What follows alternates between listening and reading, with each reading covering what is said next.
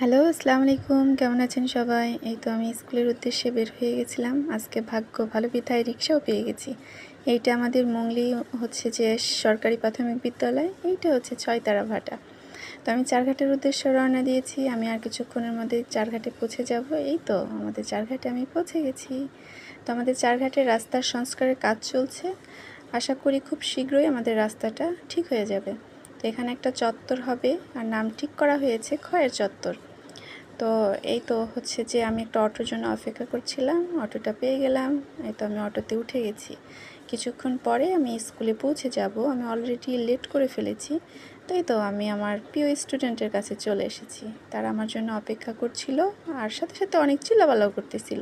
আমি বাড়ি থেকে শুনতে পাচ্ছিলাম। মানে আসলে জীবনটা এরকম, একটু ছাত্র জীবনে চিল্লাপাল্লা না হলে কি ভালো লাগে বলেন? আমরাও এমন ছিলাম। তো আল্লাহ হাফেজ।